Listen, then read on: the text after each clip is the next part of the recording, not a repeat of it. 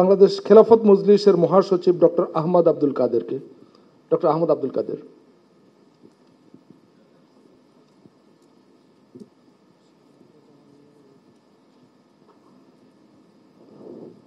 বিসমিল্লাহির রহমানির রহিম।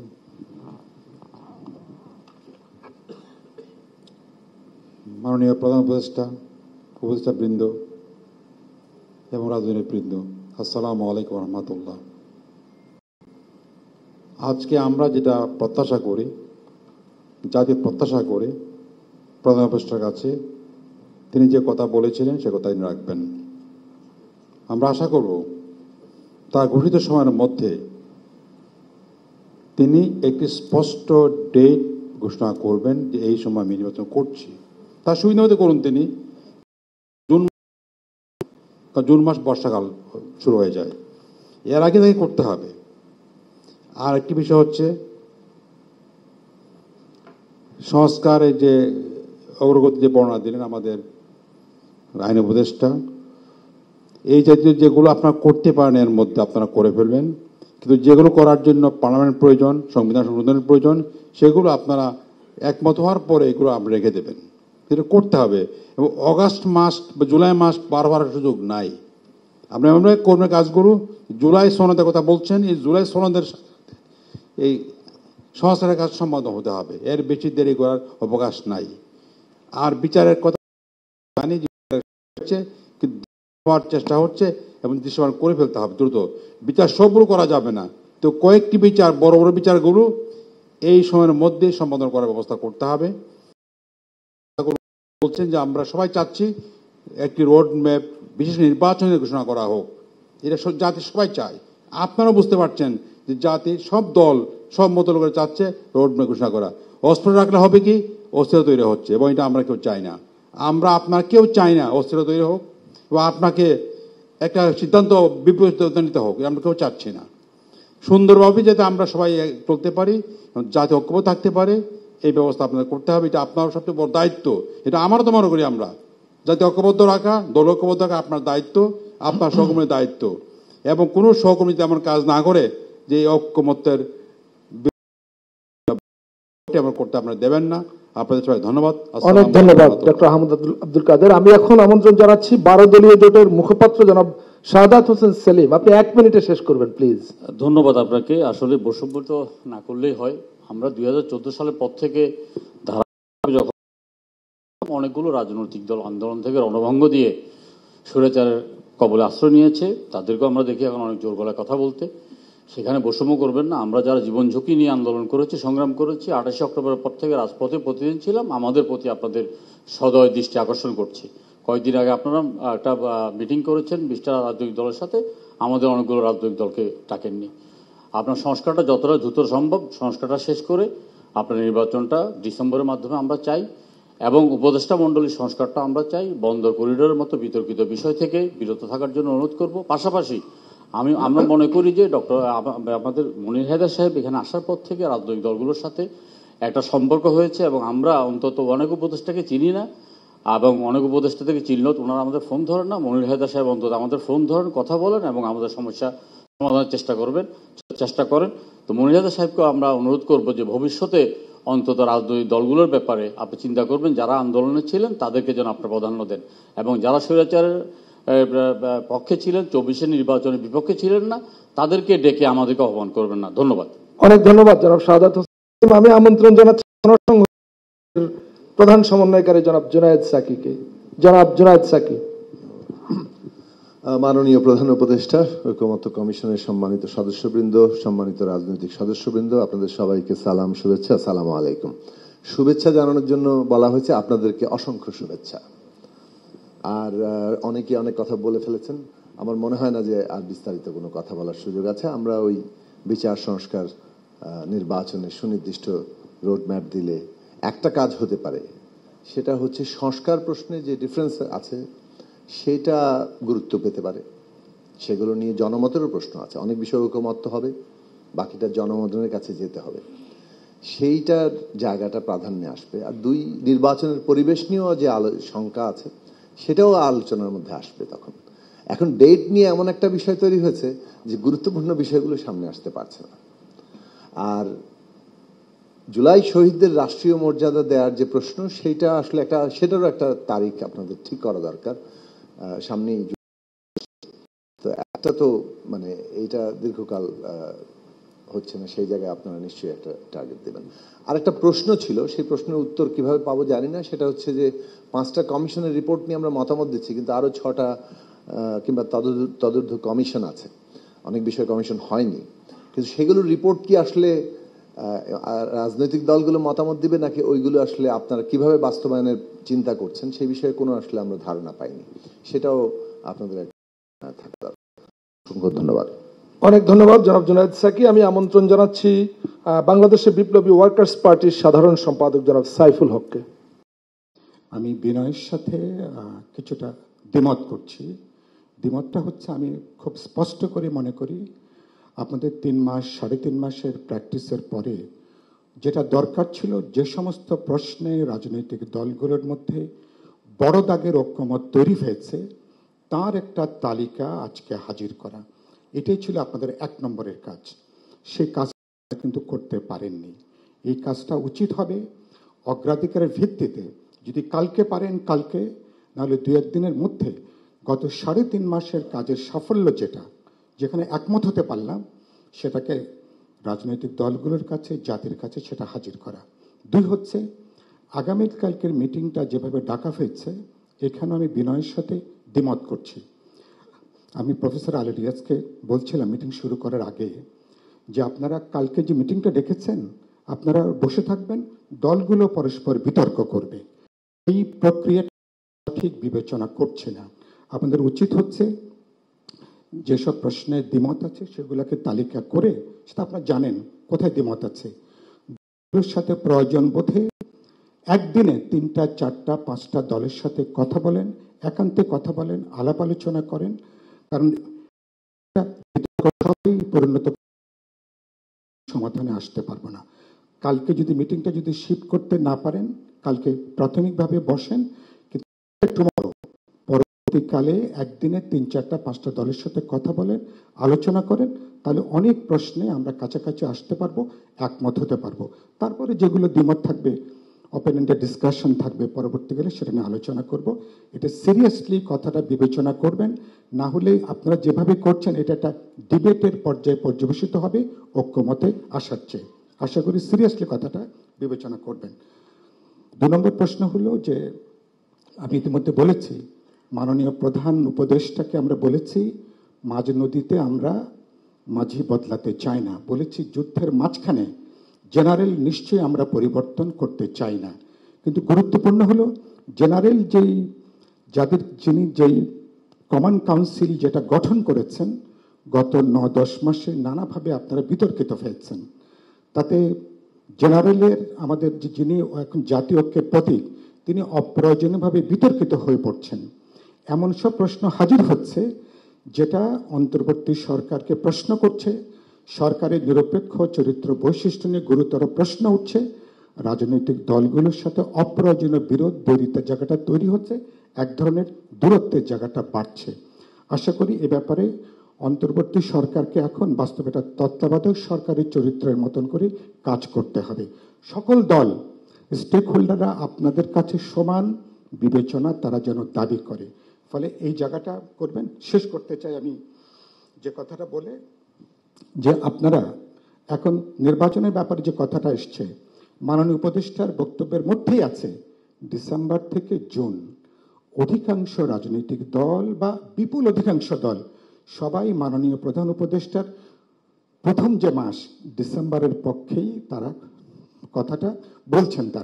তাহলে নিশ্চয়ই যে সম্মিলিত চিন্তা, সম্মিলিত মতামত, যে বিশাল কোটি কোটি জনগোষ্ঠীকে তারা প্রতিনিধিত্ব করেন, এটা নিশ্চয়ই মাননীয় উপদেষ্টা এবং তার কাউন্সিল এটাকে আপনার বিবেচনা করবেন। আরেকটা হলো, সরকারের সাথে যদি আমাদের একটা অর্গানিক এনগেজমেন্ট থাকে, বোঝাপড়া থাকে, আলাপ আলোচনা থাকে, নির্বাচন 7 দিন যদি এগিয়ে আসে, 31শে ডিসেম্বর জায়গায় যদি 20শে ডিসেম্বর হয়, অথবা যদি 7ই জানুয়ারি হয়, 2026-এ কি 20শে জানুয়ারি হয়, এটা নিয়ে কি বড় কোনো প্রশ্ন উঠবে? বড় কোনো প্রশ্ন উঠবে। ধন্যবাদ। আলাপ আলোচনা, বোঝাপড়া করে ঐক্যমত জায়গাটা তৈরি করেন। আপনাকে যে জাতীয় ঐক্যের সিম্বল হিসেবে দেখতে চাই, আপনার নেতৃত্বে এই জার্নিটাকে আমরা সম্পন্ন করতে চাই। কিন্তু আপনি আপনার এই জায়গাটা যে কথাগুলো আলোচনা ফেলছে শুধুমাত্র মিটিংয়ের আলোচনা না হিসাবে এটা সার্বত্রা নিশ্চয় উপলব্ধির মধ্যে নেবেন। এ ব্যাপারে আগামীকাল আমরা কার্যকর পদক্ষেপ দেখতে চাই। ধন্যবাদ। ধন্যবাদ সাইফুল আলম। আমি এখন আমন্ত্রণ জানাচ্ছি জাতীয় গণফ্রন্টের সমন্বয়ক আমিনুল হক বিশ্বাস, যিনি টিপু বিশ্বাস নামে পরিচিত। জনাব আমিনুল হক বিশ্বাস। ধন্যবাদ আপনাদের সবাইকে। বন্ধুগণ, আমাদের মধ্যে তো দ্বিমত আছেই। একটা কথাই আছে, without differences there can be no unity. মত পার্থক্যই নাই, তার আবার একমত কি? মত পার্থক্য আছে, থাকবে, কিন্তু জাতির জন্য, জনগণের জন্য কোন মত পার্থক্যগুলো কমিয়ে এনে ঐক্যমতে পৌঁছানো যায় এবং আজকের এই নির্দিষ্ট সময়ে আমরা কি ধরনের সিদ্ধান্ত নিতে পারি। অনেকে অনেক কথা বলছেন, বিপ্লব হয়েছে, আমার দল মনে করে না। তবে গণ অভ্যুত্থানের মধ্য দিয়ে এই ফ্যাসিস্ট হাসিনা আওয়ামী লীগ উচ্ছেদ হয়েছে এবং এর জন্য অনেক ত্যাগ স্বীকার করতে হয়েছে। আমরা একটু যেন স্মরণ করি, যারা জীবন দিয়েছে, আত্মাহুতি দিয়েছেন, তাদের বিষয়টি যেন আমরা স্মরণ করি। তাদের সংগ্রামের কারণেই কিন্তু আজকে আমরা এখানে, যদিও ওই সংগ্রামে আমরা ছিলাম, আমরা জীবিত, কিন্তু তাদের জীবন তারা ত্যাগ করেছে। অথবা আজকে আমাদের ঐক্যমতে পৌঁছাতে হবে। ফলদায়ক নির্বাচন, বিপ্লব হয় নাই, সরকার অন্তর্বর্তীকালীন, কিংবা এটাকে তত্ত্বাবধায়ক বলা যেতে পারে। অতএব একটা ঐক্যমতে ফলদায়ক দল কিন্তু মনে করে নির্বাচন দিয়ে আসলে কিছু হবে, অভ্যুত্থানই করতে হবে, অভ্যুত্থানেই ক্ষমতা দখল করতে হবে। ইভেন দ্যাট আমরা জনমতকে গুরুত্ব দিই। অতএব এই জনমতের মধ্য দিয়েই যারা জনমতকে উপেক্ষা করবে, এক্সপোজার হবে তাদের, আবার অভ্যুত্থান হবে। অতএব নির্বাচনের তারিখ, ফলদায়ক নির্বাচনের জন্য যে ধরনের কাঠামো দরকার, সেই কাঠামোটাকে জরুরি করে একটা নির্বাচনের তারিখ ঘোষণা করেন। আমরা বলেছি ডিসেম্বর নাও হতে পারে, এটা ফেব্রুয়ারি হতে পারে, জানুয়ারিও হতে পারে, কিন্তু তারিখ ঘোষণা করেন। কোনো দ্বিধাদ্বন্দ্বের মধ্যে রেখে জাতিকে বিভক্ত করা যাবে না, অত্যন্ত পরিষ্কার কথা। আর যে ফ্যাসিবাদরা জনগণের উপর অত্যাচার করেছে, তাদের একটা বিচার হওয়া উচিত, ফলদায়ক বিচার। শেষ হবে তা বলছে না, উদ্যোগ নেওয়া উচিত, শুরু করা উচিত, দৃশ্যমান হওয়া উচিত। আর জনগণের দিকে একটু নজর রাখতে হবে। অন্তর্বর্তীকালীন সরকার জনগণের যেসব বিষয়ে কষ্ট হচ্ছে, শ্রমিক, কৃষক, সাধারণ মানুষ, দ্রব্যমূল্য এবং নানান সমস্যা, সংকট, আইন, বিচার ইত্যাদি বিষয়ে একটু নজর রেখে সেই সবগুলোতে পদক্ষেপ দিবেন। ধন্যবাদ আপনাকে। ধন্যবাদ। আমি এখন আমন্ত্রণ জানাচ্ছি 12 দলীয় জোটের প্রধান প্রবীণ রাজনীতিবিদ জনাব মোস্তফা জামাল হায়দারকে।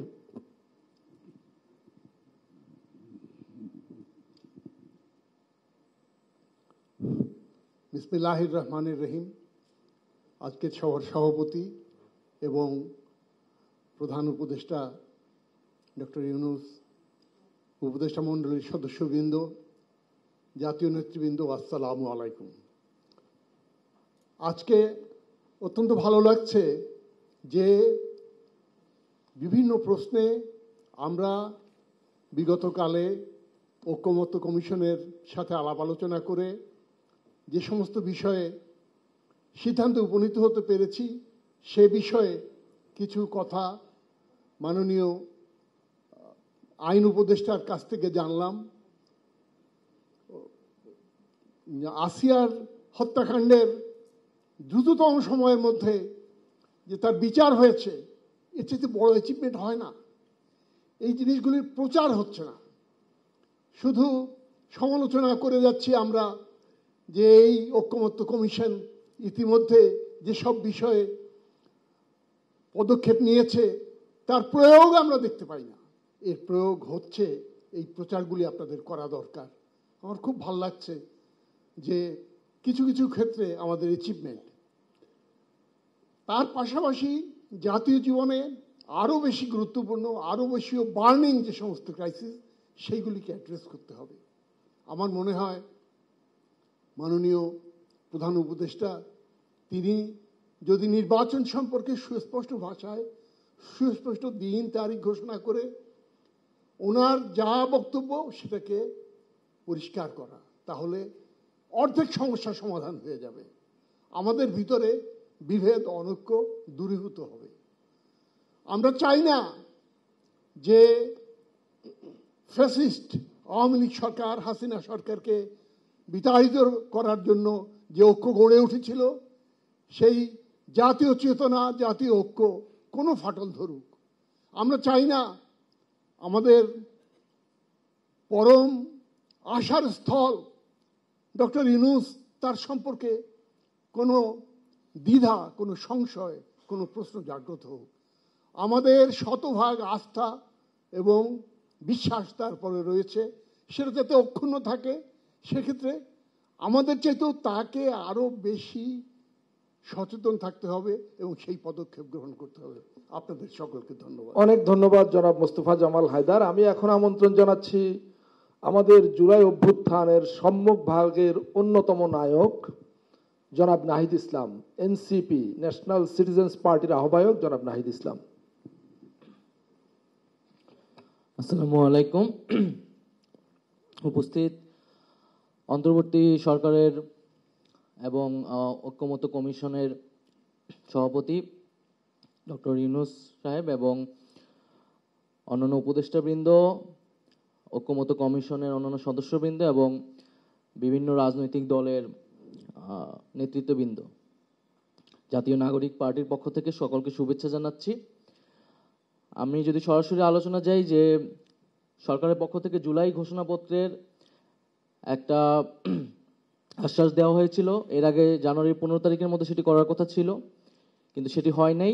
সাম্প্রতিক আওয়ামী লীগ নিষিদ্ধের যে আন্দোলন, সে আন্দোলনের প্রেক্ষিতে সরকার 30 কার্যদিবস ঘোষণা করেছিল। আমরা দেখছি অনেকগুলো কার্যদিবস হয়ে গেছে এবং সেই জুলাই ঘোষণাপত্রের জারি করার ক্ষেত্রে সরকার কি ধরনের উদ্যোগ নিয়েছে বা সেটি কবে হবে সেটা আমরা এখনো পরিষ্কার হতে পারি না। আমি আশা করব যে সরকার যে প্রতিশ্রুত সময়, সেই সময়ের মধ্যে জুলাই ঘোষণাপত্র জাতির সামনে জারি করবেন। আর দ্বিতীয়ত, জুলাই সনদের বিষয়টি এসেছে যে সংস্কারের ঐক্যমত্যের প্রেক্ষিতে আমরা আশা করি যে এই জুলাই মাসের মধ্যেই, 5ই আগস্টের আগেই জুলাই সনদ হয়ে যাবে এবং আমরা ঐক্যমত্যের ভিত্তিতেই বাংলাদেশের পরবর্তী রাষ্ট্র কাঠামো বা সংস্কারের রূপরেখা কি সেটি জানতে পারবো। এখানে নির্বাচনের তারিখ নিয়ে অনেক আলোচনা হচ্ছে, কিন্তু আমাদের মত, আমাদের দলীয় মত হচ্ছে যে আমরা বিচার, সংস্কার এবং নির্বাচন, সেটি গণপরিষদ নির্বাচনের কথা বলে আসছি। যদি জুলাই সনদ ঘোষণার আগেই নির্বাচনের তারিখ ঘোষণা হয়ে যায়, তাহলে আসলে সংস্কার প্রক্রিয়া ব্যাহত হবে বলে আমরা মনে করি। কারণ নির্বাচনের তারিখ ঘোষণার সাথে রাজনৈতিক দল একে অন্যের প্রতিদ্বন্দ্বিতায় চলে যাবে এবং রাজনৈতিক পরিস্থিতি, মাঠ পর্যায়ের পরিস্থিতি, তৃণমূলের পরিস্থিতি সম্পূর্ণ পাল্টে যাবে এবং এই প্রশাসনও কতটুকু নিরপেক্ষ থাকবে, সরকারের নিয়ন্ত্রণ থাকবে, সেটি নিয়েও প্রশ্ন আছে। ফলে এই রাজনৈতিক ফ্যাসিবাদ বিরোধী রাজনৈতিক দলগুলা নির্যাতিত হয়েছে, নিপীড়িত হয়েছে, জনগণ ভোটাধিকারের জন্য লড়াই করেছে। আমরা 16 বছর অপেক্ষা করেছি, 10 মাস অপেক্ষা করেছি, আমরা আশা করি যে আরো 2 মাসও আমরা অপেক্ষা করতে পারবো। জুন জুলাই মাসের মধ্যেই জুলাই সনদ আলোচনা করে ফেলা উচিত এবং জুলাই সনদ ঘোষণার পরে নির্বাচনের তারিখটি ঘোষণা করে দেওয়া উচিত আমরা মনে করি। কারণ জনগণকেও আমাদের আশ্বস্ত করতে হবে, এই সরকারের দায়িত্ব, যে ভবিষ্যৎ বাংলাদেশ, এই বাংলাদেশের শাসনতান্ত্রিক পরিবর্তনটা কি হবে, শাসন ব্যবস্থার পরিবর্তন কি হবে, কি কি মৌলিক সংস্কার হবে, আবার রাজনৈতিক প্রয়োজন যে নির্বাচনের তারিখটি কবে হবে। তাই সেক্ষেত্রে আমি আহ্বান জানাবো যে জুন জুলাই মাসের মধ্যেই জুলাই সনদটি তৈরি করে আমরা যাতে 5ই আগস্ট ভাবে এই জুলাই গণ অভ্যুত্থান আমরা উদযাপন করতে পারি এবং সেই উদযাপনের মধ্যে দিয়ে নির্বাচনের তারিখটি ঘোষণা করে দেওয়া যেতে পারে। আরেকটি বিষয় হচ্ছে, আমরা নির্বাচনের কথা বলতেছি, কিন্তু যদি নির্বাচন ব্যবস্থারও সংস্কার না হয়, ন্যূনতমভাবে নির্বাচন সংস্কার কমিশন গঠিত হয়েছে, সেই প্রস্তাবনাগুলো যদি গৃহীত না হয়, নির্বাচন কমিশন যদি পুনর্গঠিত না হয়, তাহলে আমরা কিভাবে সেই নির্বাচন আসলে কন্ডাক্ট হবে। এবং নির্বাচন কমিশনের নিরপেক্ষতা নিয়ে প্রশ্ন উঠেছে। আমরা প্রধান উপদেষ্টার কাছে আমাদের সেই উদ্বেগ জানিয়েছি। সরকার সেইটি হয়তো বিবেচনা করবেন। আর পাশাপাশি আমরা দেখতে পাচ্ছি যে গভীর উদ্বেগের সাথে যে আমাদের নির্বাচন কবে হবে কি হবে না, এটি সরকার, এটি কখনোই সামরিক যারা দায়িত্বে আছেন তাদের জায়গা থেকে আসতে পারে না। এবং রাজনীতির যে সামরিকীকরণ সেটা থেকে কিন্তু আমাদের অনেক লড়াই করে বের হতে হয়েছে, এবং এটা কোনো গণতান্ত্রিক চর্চা নয়। ফলে সেই বিষয়ে আমরা যাতে সচেতন থাকি, এবং কোনো দলও সেটিকে সমর্থন করছে, এটি আমাদের গণতন্ত্রের জন্য অনেক উদ্বেগের। নির্বাচন কবে হবে যেদিনই হোক না কেন, এটা একটা রাজনৈতিক সিদ্ধান্ত, রাজনৈতিক দলগুলো এবং সরকারকে এই সিদ্ধান্ত নিতে হবে, অন্য কেউ এ বিষয়ে কথা বলতে পারবে না। আমরা দেখছি বিদেশি শক্তি বিভিন্ন আমাদের যেই স্বার্থকারী দেশ তারাও নির্বাচনের তারিখ নিয়ে কথা বলছে। তো সেই বিষয়ে আমাদের জাতীয় ঐক্য আসলে আরো সংহত করা উচিত, এবং আমরা যাতে আমাদের দেশের সিদ্ধান্ত আমরা নিজেরা নিতে পারি সেই ধরনের আমাদের পরিবেশ তৈরি করা উচিত। আর আজকের এই আয়োজনের জন্য ধন্যবাদ জানাচ্ছি। আসসালামু আলাইকুম। অনেক ধন্যবাদ জনাব নাহিদ ইসলাম। আমন্ত্রণ জানাচ্ছি বাংলাদেশ জামাতি ইসলামীর নায়েবে আমির জনাব ডাক্তার আব্দুল্লাহ মোহাম্মদ তাহের, সৈয়দ আব্দুল্লাহ মোহাম্মদ তাহের। আজকের অনুষ্ঠানের মাননীয় চেয়ারম্যান এবং অভিজ্ঞ উপস্থিতি, আসসালামু আলাইকুম ওয়া রাহমাতুল্লাহি ওয়া বারাকাতুহু। আমি ধন্যবাদ জানাই মাননীয় প্রধান উপদেষ্টাকে আজকে আমাদেরকে এখানে আমন্ত্রণ করার জন্য, এবং আমি অভিনন্দন জানাই রাজনৈতিক দলগুলোকে। কিছুদিন আগে হঠাৎ করে, কিন্তু আমরা সকলে মিলে সেটাকে একটা স্ট্রিমলাইনে নিয়ে আসছি, এবং রাজনৈতিক দলগুলো অত্যন্ত দায়িত্বশীলতার পরিচয় দিয়েছেন তার ভেরি পজিটিভ ভূমিকার জন্য। মাননীয় প্রধান উপদেষ্টা, আপনি জানেন যে আপনি যে মিটিংগুলো করেছিলেন ভাগ ভাগ করে বিভিন্ন দলের সাথে, সকল দল আপনার প্রতি আস্থার ব্যাপারে আমাদের বক্তব্যকে আমরা রিভিউ করেছি। এই জাতি চায় আপনার নেতৃত্বেই একটা সফল ট্রানজিশন হোক, একটি অবাধ ও সুষ্ঠু নির্বাচন হোক, এবং বাংলাদেশ জামাত ইসলামীও চায় যে আপনার নেতৃত্বেই একটি সুষ্ঠু নির্বাচন হোক। পুরো জাতির সমর্থন আছে এতে, এবং আমরা যারা রাজনৈতিক দল আছে তার বাইরেও একটা বিশাল জনগোষ্ঠী কিন্তু বাংলাদেশে আছে যারা কোনো দলের সাথে সম্পৃক্ত নয়, এবং আমরা বিভিন্নভাবে আলাপ আলোচনায় এবং বিভিন্ন মিডিয়ার মাধ্যমে আমরা এটা বুঝতে পেরেছি আপনি চলে যাওয়ার ব্যাপারে একটা জাতীয় উদ্বেগ তৈরি হয়েছিল, মানে আপনার থাকার ব্যাপারে জাতি একটা ঐক্যমত্য দিয়েছে। আসলে তিনটি বিষয় এখন আমাদের কাছে বোধহয় সামনে আছে, তিনটে ইস্যু। একটা হচ্ছে আমাদের নির্বাচন, সংস্কার এবং ন্যাশনাল সিকিউরিটি, ব্রড বেসডলি যদি আমরা বলতে চাই। ন্যাশনাল সিকিউরিটি আমরা মনে করি, বাংলাদেশ জামাত ইসলামী মনে করে যে বিভিন্ন রাজনৈতিক স্টেক হোল্ডার্স এবং আমাদের যারা সিকিউরিটি ইস্যুকে হ্যান্ডেল করে, আমাদের সেনাবাহিনী এবং আদার্স, আর মৌলিকভাবে তো যারা সরকার চালাচ্ছেন, ডিসিশন নেবেন তারা, এর ভিতরে একটি ঐকমত্য থাকা দরকার, এবং ডিফারেন্স যদি থাকে তাহলে সেটি আলাপ আলোচনার মাধ্যমে এটার একটা যৌক্তিক পর্যায়ে এবং সমাধানে আমাদের আসা দরকার। আমরা এটা জানি যে আমাদের দেশটি ছোট, আমাদের উপরে অনেক দেশের সাহায্য সহযোগিতা আমরা নির্ভরশীল থাকি, এবং অযাচিতভাবে তারা কিছু চাপে দিতে চায়, এবং রাষ্ট্র পরিচালনায় যারা থাকেন তাদের উপরে প্রচণ্ড চাপ থাকে, অনেক কিছু ইচ্ছার বাইরেও তাদেরকে হজম করতে হয়।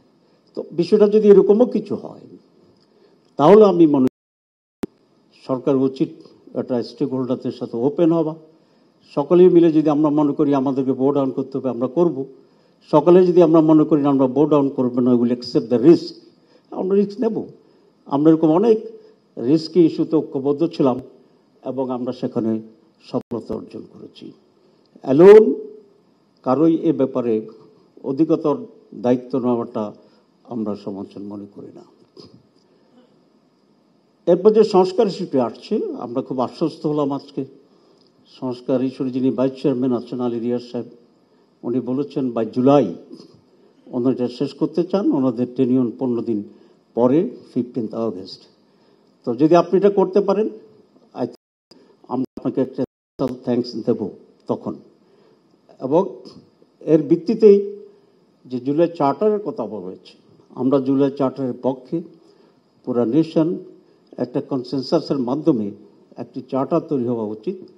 নাম যদি কেউ চান যে অন্য নাম হবে সেটা, তবে জুলাই নামটা থাকলে আমাদের হিস্ট্রিটা বারবারে রিনিউ হতে পারে। সে ব্যাপারে যথাযথ উদ্যোগ নেওয়ার আমরা দাবি করছি। নির্বাচনের তারিখের ব্যাপারে যেটা বলতে চাই সেটা হচ্ছে নির্বাচন তো হইতেই হবে এবং সকল দলেই নির্বাচনের পক্ষে। তবে আমরা কোনো একটা নির্দিষ্ট তারিখের উপরে রিজিড থাকতে চাই না। আমরা মনে করি there should be some flexibility. এবং আমরা রাজনৈতিক দলগুলো যদি আমরা চাই, আপনি আজকে যাদেরকে দাওয়াত দিয়েছেন, আমরা যদি আলাদাভাবে বসে সকলে মিলে আলোচনা করে ও একটা ঐক্যমত্যে আমরা আসতে পারি, সেটা আমরা আপনাকে দিতে পারি। আপনি ইচ্ছে করলে ওইটাই রাখতে পারেন, ইচ্ছে করলে আপনি পরিবর্তন পরিমার্জন করতে পারেন। আমরা জাস্ট একটা আমাদের আকাঙ্ক্ষাকে তুলতে পারি। আমি শুনেছি যে সত্য কিনা জানি না, আপনি বলেছেন আমাকে কেউ ডিকটেট করলে আমি শুনবো না। আপনাকে ডিকটেট করার তো কারো এখতিয়ারও নেই, ক্ষমতাও নেই, সাহসও নেই। আমি মনে করি আপনি একমাত্র নোবেল লরিয়েট যিনি এখন বাংলাদেশের রাষ্ট্র পরিচালনা করছেন। আগামী 100 বছরে আর নোবেল লরিয়েট রাষ্ট্রপ্রধান নোবেল লরিয়েট হইতে পারেন, কিন্তু আবার রাষ্ট্রপ্রধানের দায়িত্ব নেওয়ার মতো এরকম একটা সার্কামস্টেন্সেস হবে কিনা, this very uncertain. We are proud of you. এবং সারা বাংলাদেশের সমৃদ্ধি আপনার মাধ্যমে, এটা বলতে পুরো জাতির কোনো দিতে তো নেই, বরং আমরা সম্মান বোধ করি। এক্ষেত্রে আমরা যেটা মনে করি যে আপনি যে লাইনটা দিয়েছেন, আমরা সকলে এই লাইনের মাঝেই আছি, এই ব্র্যাকেটে আছি। December we are within your bracket, আর June within the other proposed যে সমস্ত কথাবার্তা আছে ফ্লেক্সিবল, সেগুলোর ভিতরে আছে। তো আমরা মনে করি মে এবং জুন পরিবেশগতভাবে এটা সুইটেবল না। কারণ আপনি বলেছেন এটা উৎসবমুখর একটা নির্বাচন হবে, এটা একটা মডেল নির্বাচন হবে। সুতরাং পরিবেশটা এমন থাকা উচিত যাতে ছাতা নিয়ে বের হইতে না হয়। মানুষ ঈদের মতো নতুন জামা পরবে, উৎসবমুখী আসবে, এলাকায় হাসি খুশি হবে ভোট সেন্টারে। আমরা প্রতিনিধি দলগুলি এক অন্য কোলাকুলি করে সুস্থ একটা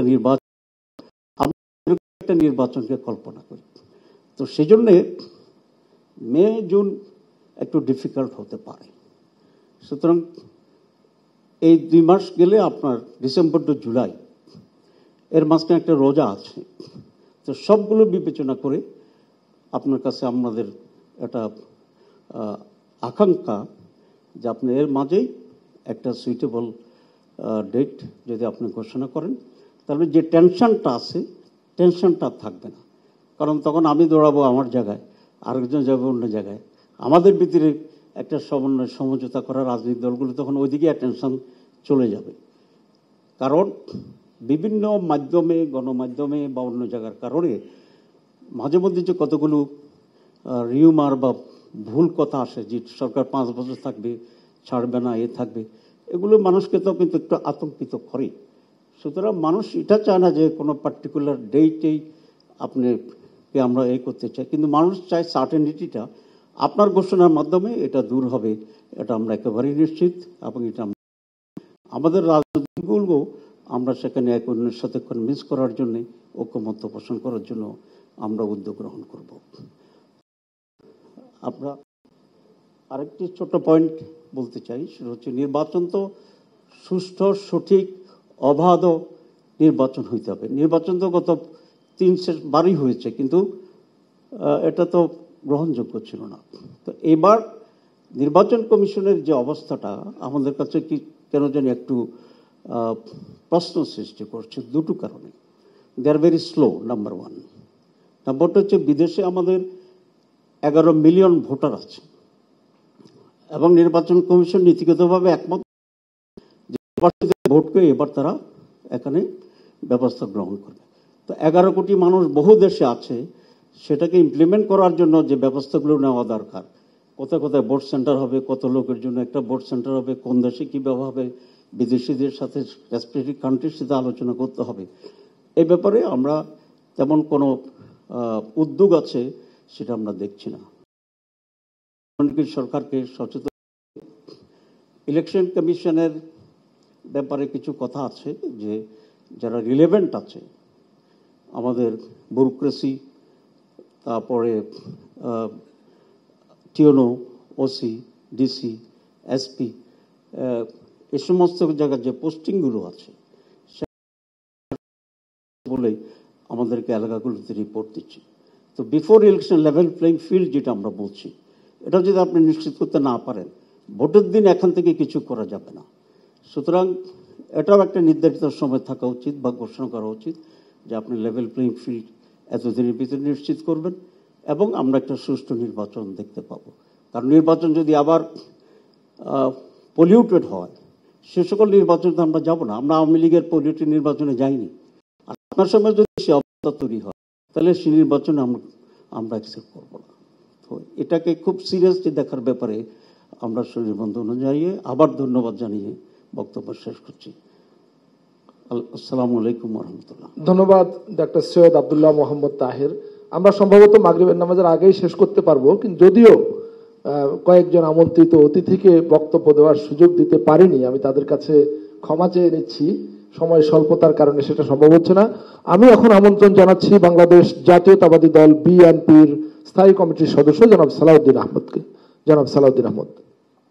বৈষম্য করলে ওখানে যেতে পারি, এখানে দাঁড়ায় দিলে কিন্তু আমার কষ্ট হবে এবং বোধহয় দুঃখও পাবেন। কোনটা করবেন চিন্তা করেন। মাননীয় প্রধান উপদেষ্টা এবং আপনার সহকর্মীবৃন্দ, জাতীয় নেতৃবৃন্দ, আসসালামু আলাইকুম। আমরা এখানে দ্বিতীয়বারের মতো আলোচনার শুভ উদ্বোধন অনুষ্ঠানে এসেছি। এরপরে পুনর্বার আবার হবে কিনা অবশ্য জানি না, কিন্তু সংস্কার কমিশনের যে গতি, সেই গতি নিয়ে আমরা মোটেও সন্তুষ্ট হতে পারিনি। কারণ এই সংস্কারের জন্য আমরাই প্রধান প্রবক্তা। আপনারা যদি সৌভাগ্যক্রমে দায়িত্ব গ্রহণ না করতেন, তাহলে যখনই ফেসিবাদের পতন হতো তখন আমাদের কমিটমেন্ট অনুসারে আমাদের যেতে হতো। এখানে 31 দফার নিয়ে আমি কথা বলবো না। আপনাদের এমন কোনো সংস্কার নেই যেটা 31 দফার সাথে খুব একটা ম্যাচ করে নেই, তেমন না। তবে এর বাইরে আপনারা অনেক বেশি সংস্কার নিয়ে প্রস্তাব দিয়েছেন এবং যে সংস্কার প্রস্তাবগুলো নিয়ে আমরা 3 দিন আলাপ করেছি অবিরত, বিশেষ করে আমাদের দলের পক্ষ থেকে। এর আগে লিখিতভাবে জবাব দিয়েছি। আপনাদের সংক্ষিপ্ত ভার্সনের যেটা আপনারা স্প্রেডশিট বলেন, সেটার সাথে আমরা খুব একটা একমত হইনি, যেহেতু এখানে বিভ্রান্তি সৃষ্টি হয়েছিল কিছু। তো যেভাবে আমরা জবাব দিয়েছি, ওখান থেকে আপনারা কম্পাইল করে আমাদেরকে জানাতে পারতেন যে এগুলো সবগুলো এই প্রভিশনগুলো আমরা একমত হতে পেরেছি বা অধিকাংশ দল একমত হয়েছে বা দ্বিমত হয়েছে। এখন জানি না আপনারা কি কি চিহ্নিত করে পরবর্তীতে কথা বলবেন।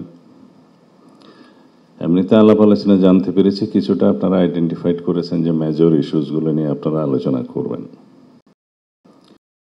কিন্তু আমরা যেন একটা বিষয়ে একমত হই যে let us agree to disagree on certain points, major issues, যেগুলো কখনোই হয়তো সবাই একমত হতে পারবেন না। যাই হোক, সংস্কার নিয়ে আর বেশি কথা বলবো না, বললে রিয়াজ ভাই কষ্ট পাবে। তো দ্বিতীয় হচ্ছে, আমি এখানে প্রশংসা করতে আসিনি, আমরা এখানে আলোচনা করতে এসেছি। এখন আপনাদেরকে যে বিষয়গুলো বোঝাতে পারেনি অবিরত, তো সেটাকে আজকে বোঝাতে পারবো মনে হয় না। একটি কারণও নাই ডিসেম্বরের পরে নির্বাচন। আমরা কেন, কি উদ্দেশ্যে ডিসেম্বরের আগে নির্বাচন চাই, কেন চাই, যৌক্তিকভাবে আমরা প্লেস করেছি, বহুবার প্লেস করেছি। এবং জাতির মধ্যে বিভিন্ন রকমের কনস্পিরেসির একটা সুযোগ নিচ্ছে কেউ কেউ, এবং বিভিন্ন রকমের অস্থিরতা সৃষ্টিরও পায় তারা আছে। সেটা আভ্যন্তরীণভাবেও আছে বহির্বিশ্বরও আছে। অনেকে বক্তব্য রেখেছেন যে পার্শ্ববর্তী একটা দেশ নির্বাচন চাই। ওরা নির্বাচন চায় না বলে কি আমরা অনির্দিষ্টকাল নির্বাচন চাইব না? তারা কেন নির্বাচন চায় সেটা তারা জানে। তারা বলছে তারা ইনক্লুসিভ নির্বাচন চাই। তা আপনারা তো কাউকে কাউকে এক্সক্লুড করেই দিয়েছেন, সুতরাং বোঝাই যায় তারা কে কি বলছে।